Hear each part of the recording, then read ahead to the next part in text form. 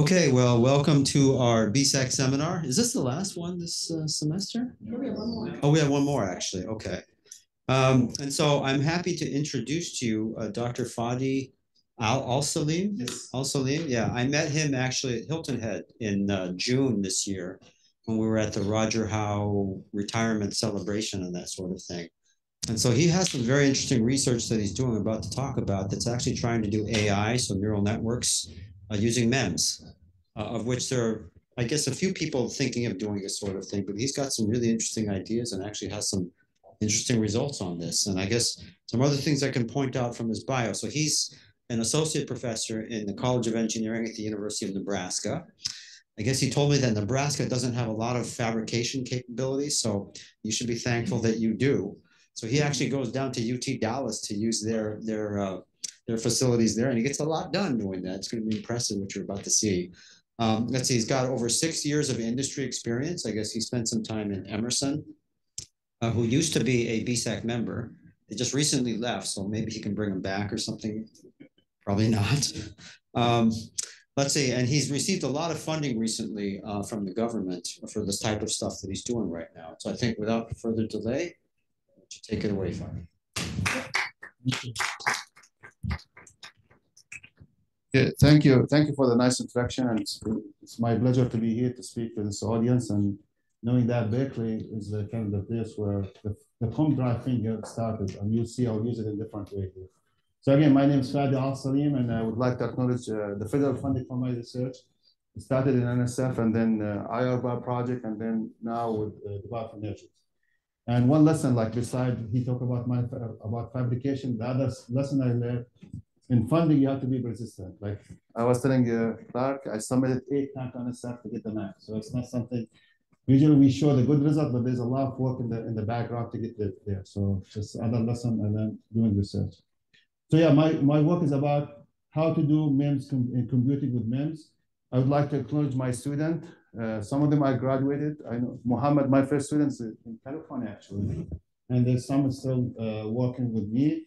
One unique thing I want to emphasize here, the unique background. You can see some of the mechanical computer and electrical engineering. This is again amplified that MEMS is multidisciplinary domain. It's not one thing.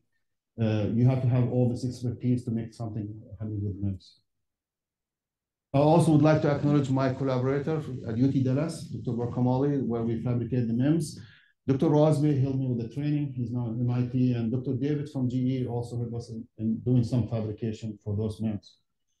I'm not sure you know, but the first computer were mechanical. You should be proud of that. Mechanical engineering and engineering, we made the first computer 1,000 years back ago, Greek.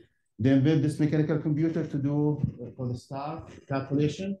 And then 100, even 1,000 years came after, they invented this mechanical computer to do the tide for the ocean. They use it for sailing and all that. Now, digital computer came and then took over all the attraction from analog computing for many reasons, but to be precise, digital computer, they offer us what we call multi-purpose. This computer can do a lot of things. Just changing the keyboard timing, you can change to display. Talk about Python, you can program anything you want. And the exact, when you do Python, you can define decimal to be 10 digits after decimal and never get wrong. Now, the other side, on a computer, the opposite. They are not exact. With the noise, you might get a lot kind of error. They're not specific. When you design a mechanical computer, those examples, they are only for tide. They're only for star monitoring. You cannot do them for other purpose. That's why they kind of die out. But one thing you don't want to forget is what we offer with other computers is the power efficiency. Our brain are analog, by the way. We don't have zeros and one in our brain. All parallel, fast, energy efficient. But since all what the digital computer offer at that time, it kind of compensate for the problem to be power hungry. But now with the AI storm coming, now I'm not sure you hear about this, but I've been told one of the models for generative AI to train it, you need the whole power for a city to train a model. Now the power starts to be a problem. Now the other thing that's good for other computer is we no longer, when we talk about machine learning, we no longer to be very accurate. We do a machine learning model, 95% to be a dog, to be a cat is enough. You don't have to be 100. So we start to be losing the accuracy. The other thing, most of the calculation we need for machine learning are very specific, multiplication, addition, you know what I'm saying? So now you can see it's bringing back that Arnold might be the time for Arnold to come back for that reason. You know, AI, you don't need to be specific. AI, you don't need to be accurate. You don't need to be 100.000 to have a good model. And on top of that, we are power efficient and we are fast. We can do parallel at the brain. So that's why I think the storm really will bring back on a computer to be a big thing. And I'm sure a lot of you know about this. A lot of people, they try to use different mechanisms like photonics, light. They try to use memristor. There's a lot of techniques. But I make a lot of MEMS. My research about MEMS, I thought about why not to use MEMS for a computer? MEMS, at the end of the day, they are analog. Why we can't use them for a computer? So this is, again, very familiar to you guys. My understanding, this was invented in Berkeley. So how to use this COM drive to convert acceleration to analog signal, right? So this is the COM drive. You apply acceleration, the COM drive move, and then generate a voltage. The voltage translate to acceleration in your iPhone, okay? But can we do more than that? That's the question. Can we do more than that? And the answer is yes. And before I give you why and how, let's just go get some background about machine learning, because that's the whole thing. How we can use machine learning with MEMS. It kind of makes sense to talk about how machine learning started. I'm not sure you know, but the machine learning, we try again to kind of mimic the way brain works. But happen to be our brain is very complex. The thing here to the left, this is one neuron. This is the how one neuron acts in our brain. And guess what? We have billions of those in our brain. And you know, to give you the how complex is that, those guys, two scientists in 1963, they took Nobel Prize just to develop equation that describe how the neuron work in our brain. How complex is that? They end up by those four highly nonlinear coupled differential equation. Now, guess what? If you want to do the typical brain computing, this means you have to build a billion of those network and solve them. And guess what? Nobody can solve that, right? I think they estimated you need thousands of years of our computing technology to do something similar, to see how, to show you how our brain is complex. Now, the good news, neuroscience, they came in here and said, okay, you know what? I don't care about those spikes. By the way, we call those spikes. I care about what we call the rate of the spike. They found that the rate of the spike is something related to the learning and behavior in our brain. Yes, there's all those spikes, but really what matters when somebody learns something is about how fast and how slow. And guess what? They were able to reduce those four highly nonlinear coupled to one single differential equation that describe this rate of the spike. I'm sure, again, I keep saying this, but you might be familiar with this side, yt equal input plus w, the weight, sigmoid function. This is the core of RNN. But before RNN, there was something called CTRNN, continuous time recurrent network. It's the same equation as RNN, but has time to it, has differential equation. Even that we have only one simple differential equation, people still shy to use those in a machine learning. Because now we're talking about deep network, imagine have 1,000 differential equations to solve. So it's not something they can afford. That's why we end up by doing RNN. What we're losing with this, we're losing the complexity.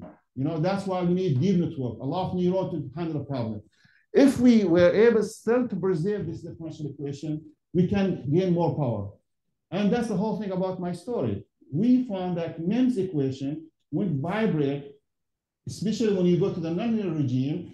We can engineer the MEMS response to be similar to that differential equation. And that's a huge. This means the vibration itself, when it's vibrate, that's solving that differential equation. So you don't need a computer to solve this. You don't need a Python code. You don't need integration. This naturally is being solved. So that's the next step. And I will not go much detail what we did, but this is kind of, if you guys familiar, bi-stable structure. So there's different mechanism, the sandwich MEMS you can do. In my lab, we realized the simplest thing. Actually, it's something people try to avoid. Pull in, pull out, bi-stability, they call it, hysteresis. In our case, we call it memory, we call it computing. So we use the equation of this hysteresis will make our MEMS equation similar to this neuron equation. And now the next step is now form a network of those MEMS, couple them together, and now they're doing machine learning in the MEMS domain without a computer. So that's in a nutshell what we did. So just again, back to retreat, like CTRNN, they are not common because they use differential equation. But for the people who work on them, they found they were very powerful. They only use for CTRNN, again, continuous time network differential equation, to solve more complex problem than that use RNN. They need 128 neurons. So we're simplifying this. Right? We are going to RNN for the sake that we don't need to solve differential equation. But now using MEMS as a differential equation, we gain back this complexity without the need for a computer. So after that, we got like 4.5 million from IARPA to working with GE. We developed the first MEMS computer. So this is the first MEMS computer in the world, analog computer made of from 5 MEMS. So the 5 MEMS are coupled together to do computing in the spot without the need for a computer. And we use it as we picked up a fixed spot problem. We call it denoising problem. You have a very noisy signal with different random frequencies, random amplitude, add to the ground truth signal, and then we train this MEMS to recover the original signal. And we convert this to a Python code. And as we expected, we found that we're faster. It took us 10 minutes. We're 15 hours to train it using a Python code in computer. We used way much less power. We could do better, by the way. Here, we're still using a motherboard to hold the MEMS just for module approach. So we can try things, but eventually this will be as small as that to do the same computing that your supercomputer need to do. So again, this was a big thing. We can do MEMS computing. But you know, as a scientist, you never stop ask questions. And the question come to us, you know, MEMS themselves are sensor. Now you're doing computing. Can we do sensing computing together? So that was the next question, right? So now we kind of took MEMS away from their role and use it as a computer. But guess what? MEMS are sensor. Can we do what together? So that's kind of the next thing we try to do. Can we do sensing computing at the same time? And the answer is yes as well. But before that, I'll give you some background. Why this is needed. So beside the complexity of digital computer, there's other complexity between sensor and computer. They speak different language. Sensor, the analog, computer, digital. But we want them to talk to each other. So that's why we spend a lot of resources. We have this interface, this is the whole sampling theory. We can sample the analog signal, ADC it, and then feed it to the computer. And I'm sure you're aware of this, but the sensor itself is almost zero power. It's a capacitor, right? Most of the resources being wasted to make this talk. ADC, processing, communication, and conditioning. We already demonstrated we can do computing with MEMS, and MEMS is a sensor as well. Can we do it together? And just with that fraction power. And that's what we did next. So for the first time again, we built a network of MEMS. So the first network we built with GE was designed to be only computing. But the second layer of the second version of this MEMS, we designed it to do proof math so they can also pick by acceleration at the same time. And again, like this is kind of, so there was an announcement, a short video. Did you guys look at a chance to watch that video? Because I have it here, but I have other video. If you guys didn't watch it, then I might want to show you both, but okay, seems, okay. So again, so this is kind of the problem we have, sensor analog, digital, a lot of circuit, a lot of complexity. With our approach, we can do sensing computing at the same time. And the inspiration, to be honest, comes from insect. Insect, they have in their brain 1,000 neurons. We have billions. But sometimes insects, they're a little bit smarter than us. Think about the bees, they can hide, come back in mice. We sometimes lose sense of direction a couple of blocks, right? So what they find scientists different than us is that insect, where they sense things, they have neuron there. So they process the information in the spot and only send the high level information to the brain to process, rather than our brain blocked by all those information that to process, right? So they have different mechanisms. So we try to replicate this with this MEMS computing. So let me, I'll not run this long, all of it, just like to give you the sense of this. In today's world, the Internet of Things, IoT, is transforming our lives. It's reported that by 2025, IoT devices with billions of sensors are expected to generate 170, presenting significant challenges in data management and processing.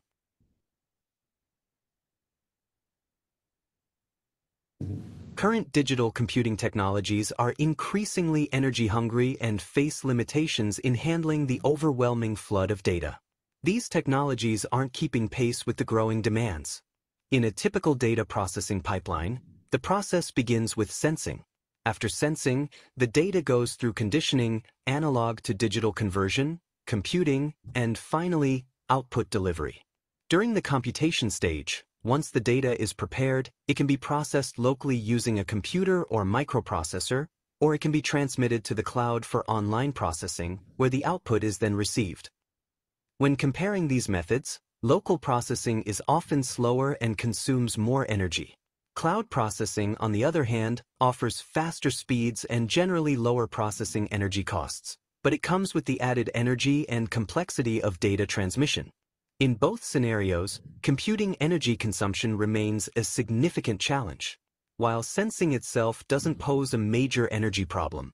So, what if we could utilize our low-energy sensors as processors? Traditionally, sensing has been separated from computing in digital processing methods. Sensing is from Mars and computing is from Venus, two separate worlds. But when you bring them together, you create Mars. At the new MEMS lab at the University of Nebraska-Lincoln, we're pioneering MEMS sensing computing. We're exploring new methods to process data directly at its source by merging sensing and computing into one seamless process. MEMS, microscale devices that have found their way into everything from smartphones to space shuttles. MEMS stands for micro-electromechanical systems. An example is the MEMS accelerometer. A MEMS accelerometer functions as a variable capacitor. When acceleration is applied, it changes the distance between mechanical structures, altering the capacitance and generating an analog voltage that represents the applied force. Because a MEMS sensor operates as a capacitor, it consumes very little power, with no current flowing through the sensor itself. Its small size and low cost make it highly advantageous. MEMS technology also includes devices like gyroscopes, pressure sensors, and microphones. But our new MEMS devices go beyond these roles. They both sense and compute. We've advanced MEMS technology by creating a network of these sensors that work together. Instead of relying on external computing, our MEMS network processes data in real time at the source. Our new MEMS network, short for Neuromorphic Edge-Aware MEMS, features innovative designs like the RC series for reservoir nature. We find inspiration from small creatures like insects. Despite having only a few 100,000 neurons, insects can often outperform humans, who possess billions. Unlike humans whose neurons are primarily concentrated in the brain, insects have neurons distributed throughout their sensory organs. This decentralized neural network allows a bee, for example, to navigate miles away from its hive and still find its way back, while we often lose our sense of direction within just. The potential applications of this innovation are vast. For instance, our sensors can distinguish between activities like walking and running and can detect falls in real time. With their ultra-low power consumption, these sensors can operate for years on a single battery charge, making them ideal for long-term monitoring solutions. Another application of our new MEMS is bridge health monitoring. Many older bridges are approaching the end of their healthy lifespan, yet fewer than 100 are actively monitored due to the complexities involved. Our MEMS sensors provide continuous, on-the-spot monitoring, enhancing safety while reducing long-term maintenance. So again, this is kind of quick, like something I already talked about in the slide, and this is a slide now. Yep, so if we move, hopefully I can move.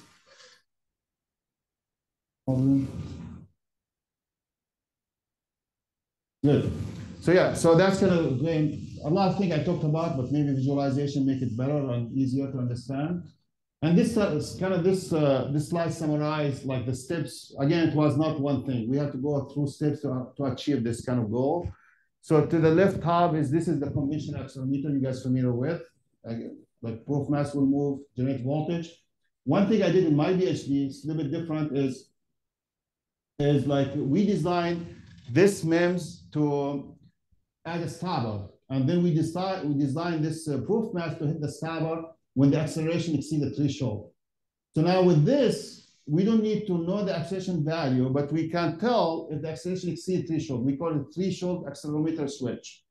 This is good, but the problem with this is only magnitude based, on and off. A lot of application, you need more than this. You need to know the sequence, you need to know the duration, so it's not only enough on and off. Something in the middle, like my collaborator, Tuti Dallas did, he created an array of those MEMS, and he formed a binary translation between the analog acceleration to a binary code. So he designed those in a linear fashion such that if there's acceleration applied to those switches, some of them will be on, some will be off. So their status will translate to the binary code. So that's kind of one thing you can do beside on and off. The problem with this, still you need a microprocessor to do this, to process this data. So the new thing we're doing now is this new way to couple the MEMS in a different way, in a machine learning style, as I explained at the beginning.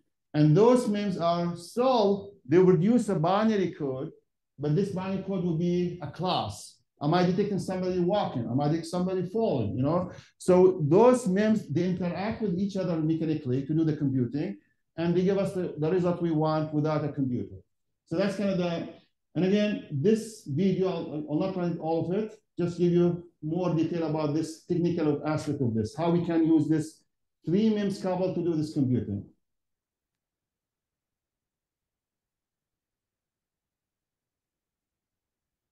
Athletes use smart devices like smartwatches to track their performance. At the heart of these devices are accelerometers, tiny sensors that measure acceleration forces and turn physical movements into digital data, providing insights into speed, acceleration, and detailed movement patterns. These accelerometers are typically MEMS-based sensors. Inside, tiny masses with plates on the sides are suspended by springs between a set of fixed, converting the prepared signal into a digital form. After that, microcontrollers or software are used to interpret these signals. This is ideal for applications needing continuous monitoring and data processing. However, many applications don't require the entire signal profile. They only need a straightforward outcome, like a simple on-off switch. The MEMS accelerometer switching approach changes how a typical accelerometer operates, enabling it to close a switch based on physical movement without complex processing. So, where in a typical MEMS accelerometer, the shift in the suspended mass generates an analog signal, this method takes a different approach. The physical stopper is added next to the movable mass. When a specific acceleration threshold is reached, the mass physically touches the stopper, effectively closing a switch. This turns the analog movement into a direct, binary response, removing the need for complex signal interpretation or additional processing. The applications of this approach extend beyond just acceleration. Similar methods have been developed for other sensors as well.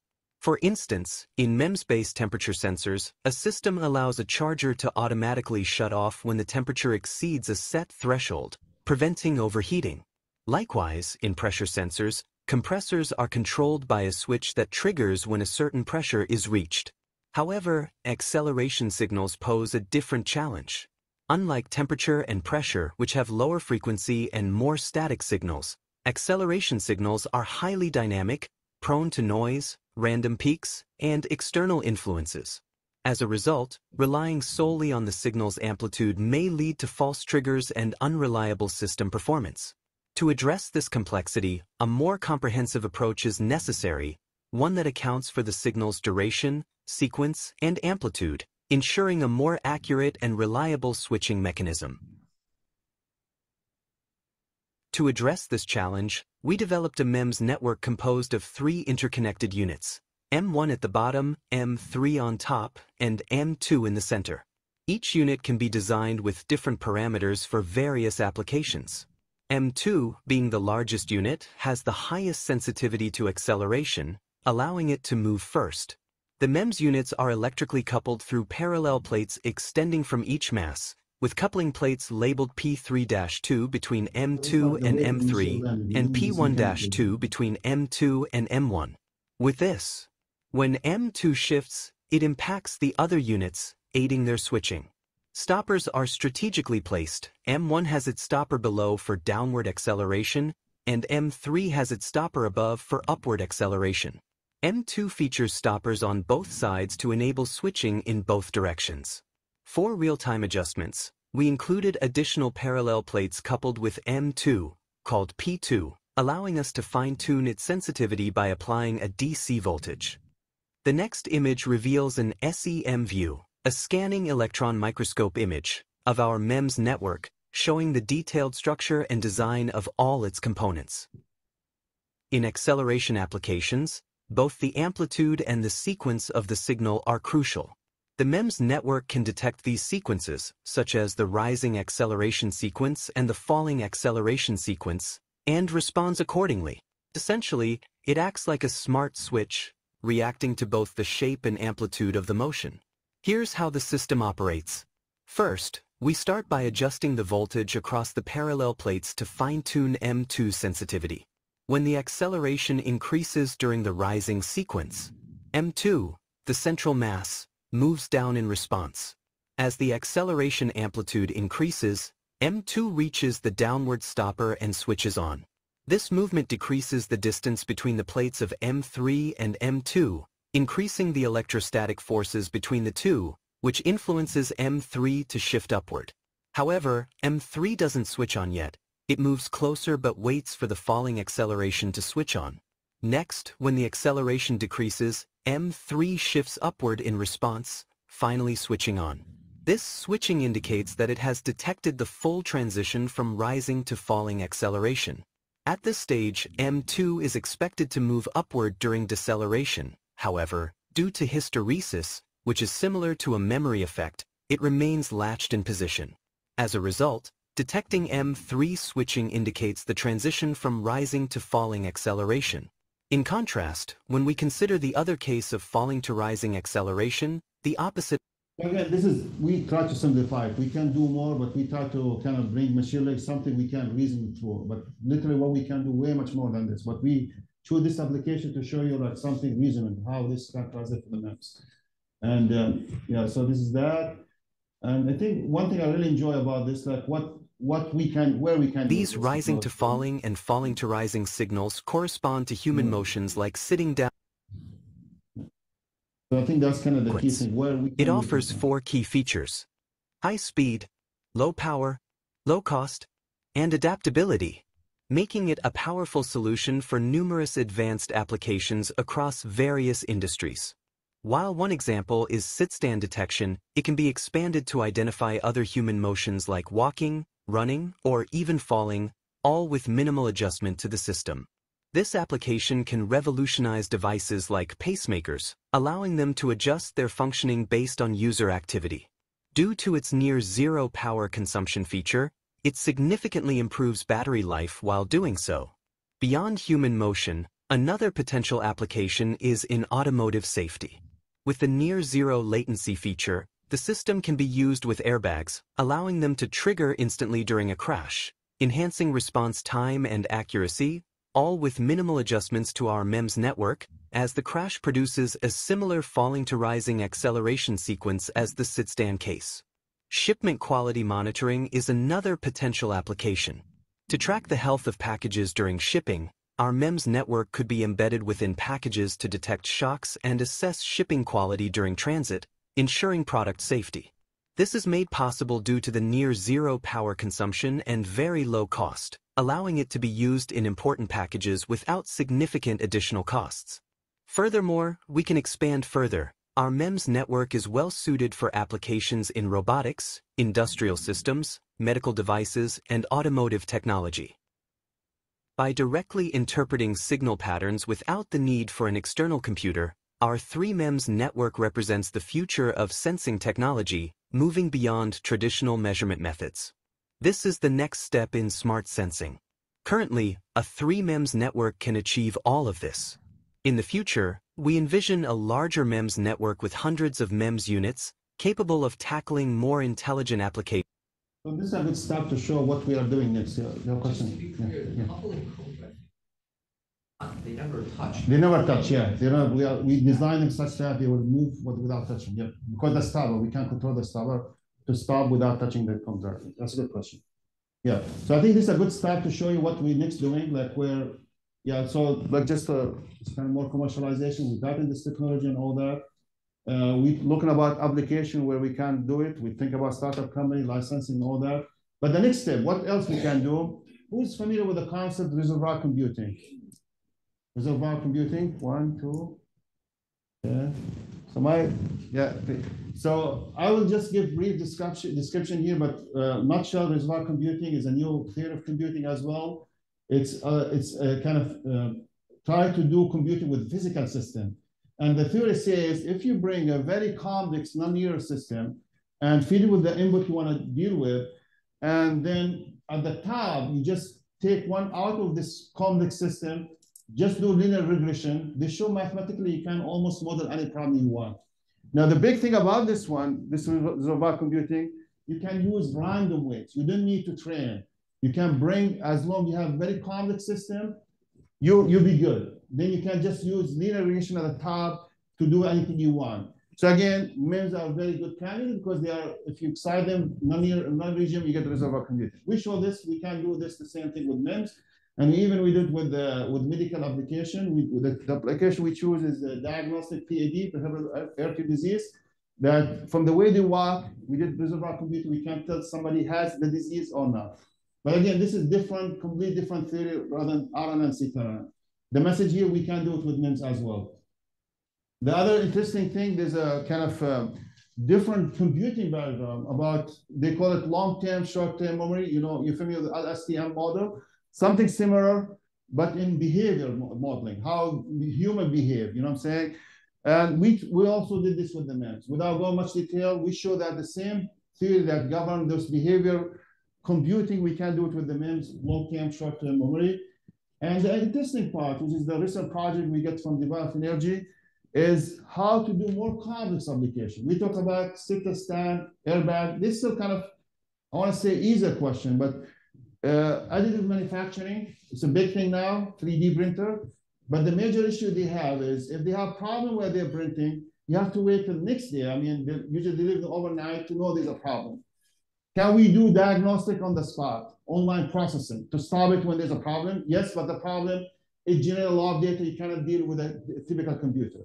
With our advantage, this fast, low power, we can do it. So we try to build more intense network computing to handle this problem. So this is some of the design we exploring, like how the architecture of those MEMS. It's a different way. I mean, machine learning, you talk about deep network, you talk about layers, right? Layer 1, layer 2. Here, you talk about dimension, like acceleration is not only X and Y. So we start talking about measuring X and Y dimension, even maybe Z dimension, and do the computing at the same time. There's a lot of work can be done in this area, this MEMS computing. Other project we submitted NSF, we have about use it for bridge monitoring. We talk about in the video. And very interesting project where we collaborate with Dr. Chris from your department, actually. This is very familiar to you guys, right? Micro robot, right? So my understanding, the issue with micro robot, most of them are open loop because you cannot fit a Mac person in those micro robots. They're very small. But with this technology where you can sense and compute with MEMS, and those are robots are also, you want to say they are MEMS as well, right? So that's kind of something we try with NSF. We reach high scores, but we're not funded. We still want to try something different. But that's also something this technology enables. When you have the sensing compute at the same time with the same hardware, you can be able to fit those in those small robots to do all the closed loop controls. So I think, there's a lot of details, but I try to give you just like, also for the interest of time, I try to give you the takeaway from this. Like there's a lot of work, there's a lot of research, there's a lot of ideas. And I think now the floor for you if you have any questions, so I can give you more details about what you're doing here. Yeah. Yes.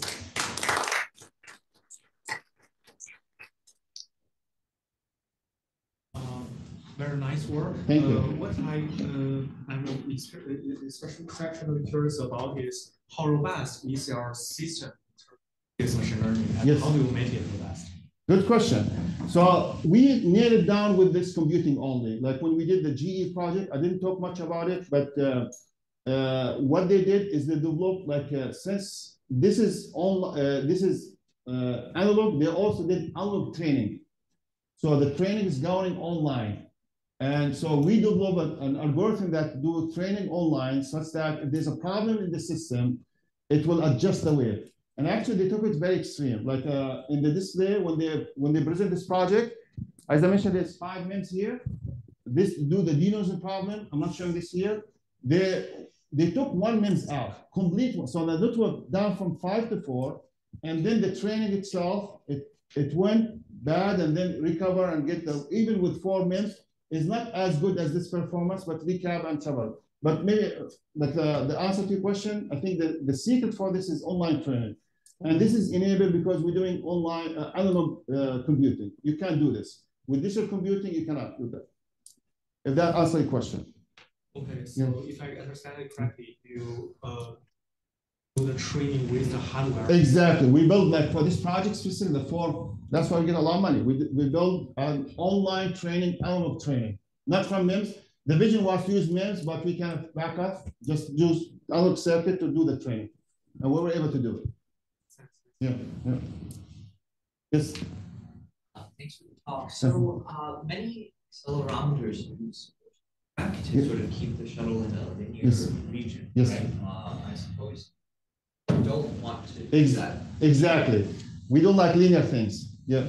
Problems with acceleration linearity and without that portion of that. Yeah, that's what I'm saying. Like we try to go unconventional. Like the whole thing is started by we try to mimic the equation of the neuron. The neuron, they are non-linear. We don't want linear. We personally want to do non-linear so we can do computing. So the new thing again, which is how to we combine both sensing and computing, you know, and the only way to do it to go to so that's kind of the father of this innovation. People they try to do linear, we go to linear regime to enable computing. So yeah, we don't need that. We don't need this force to stay in the linear. That makes answer the question. Good question. Thank you. Go ahead. There are other questions. I also wanted to ask about the stoppers. Yes. Or, yes. Have issues with the stoppers? This is a very common textbook anywhere I go. Like I only go to the stopper. So my easy answer is I'm working with not working. Like we signed NDA agreement. There's a company in Albany. They figure out how to make MEMS switch that can do millions without problems. The material design and all that.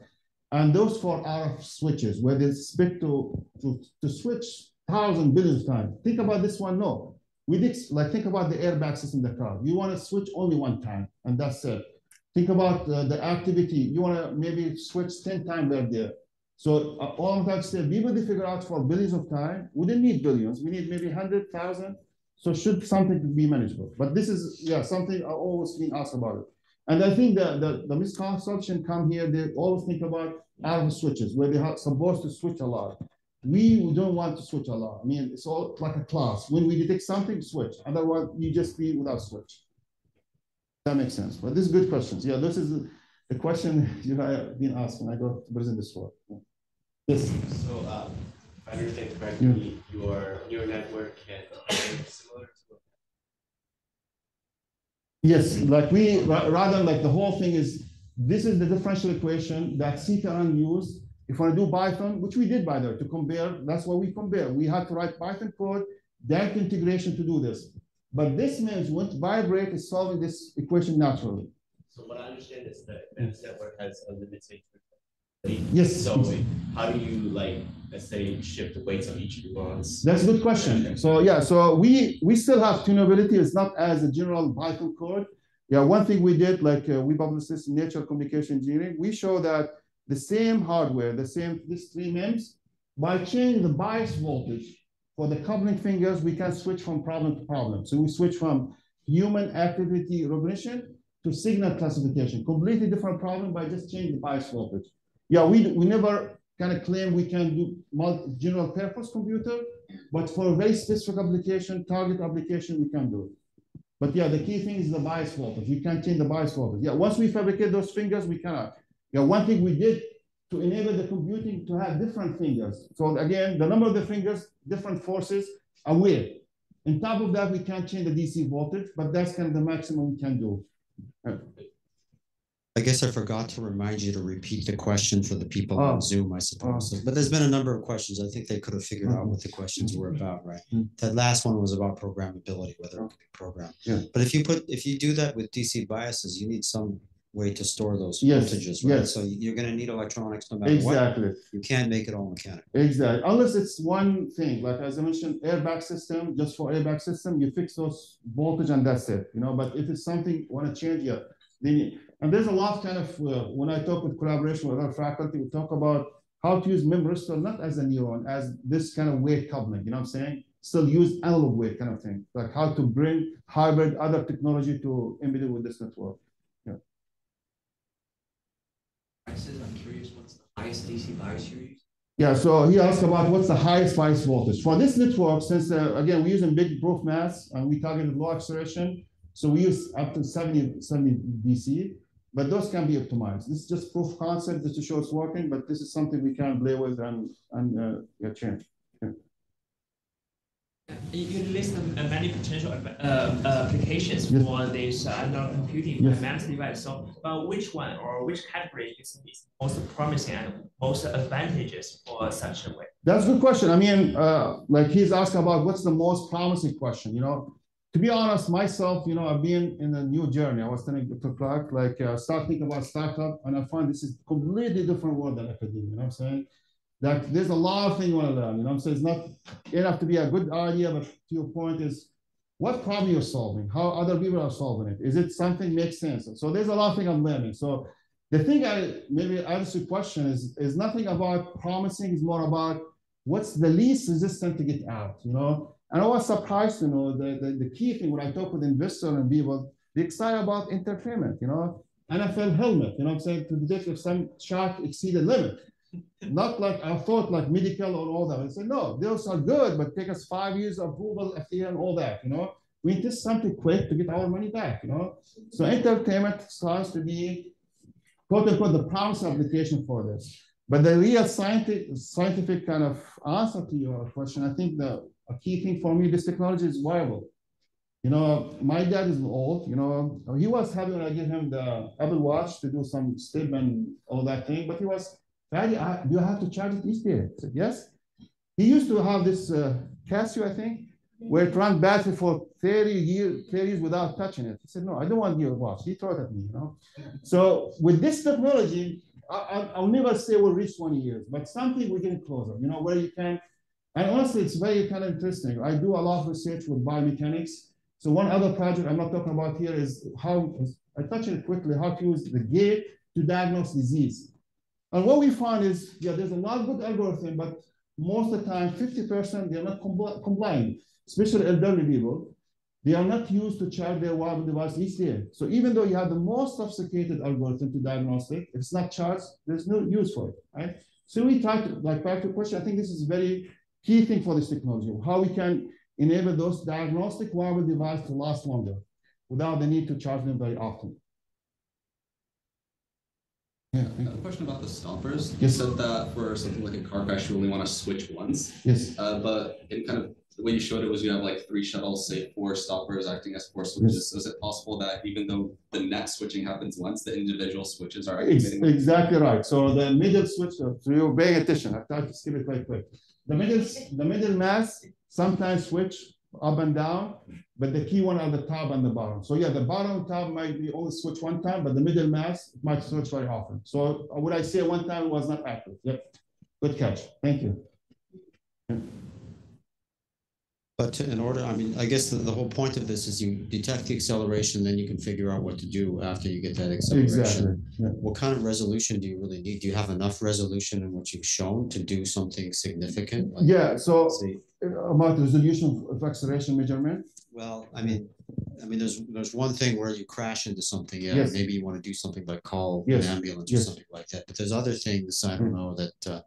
Maybe you were unable to move forward because you're on ice or something like that. Maybe you want the car to do something Yes. Do you need more bits to do that, or more bit or more? Yeah, like that's what I'm saying. Like this is very kind of proof concept, free mass. You know, like and the argument I always try to say, like if you just do RNN, you might need not 3, you might need 20 or 30 to do.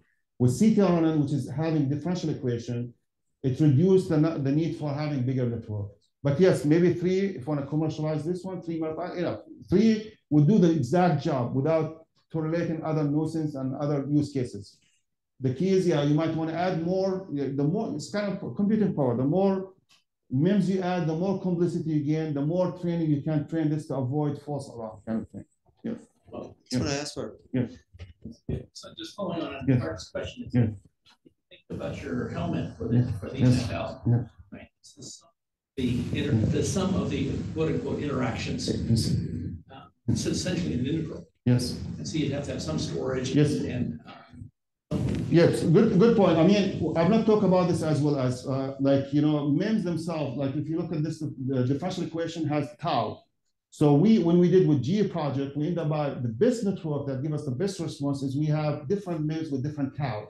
And this tau can really be different. You can make very high frequency MEMS like megahertz to 200 hertz.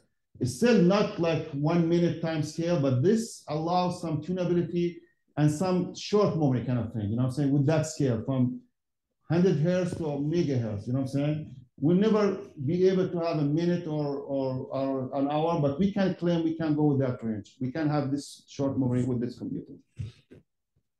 So on the resolution front, it's not just the bit resolution, but the resolution of acceleration you can pick up. Exactly. This is like a digital accelerometer. People have made these before, I suppose, yes. but they don't have great resolution. So if you want to do navigation or yes. something like that, yes. you can't do it with this, or yes. can you? I mean, this is kind of different question because when you did digital accelerometer, they only want to measure acceleration. But this is different. This is the same substrate is doing sensing computing. Honestly, this is an open question, because again, as long the proof masses sense something there and interact with the other MEMS, that's what you need. What kind of prevent or limit our sensing capabilities? The noise, it is the circuit noise, it's the electrical noise, and all that. This is gone. We talk about only pure MEMS that vibrate.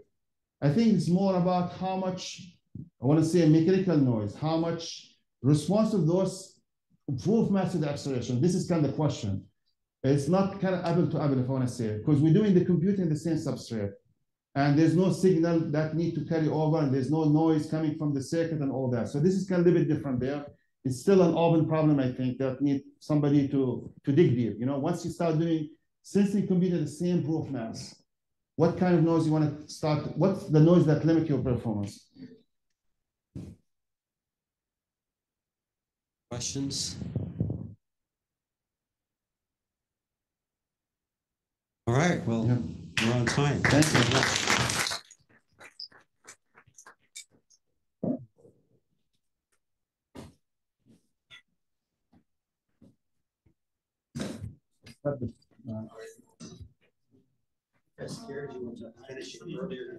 Yeah, that's right.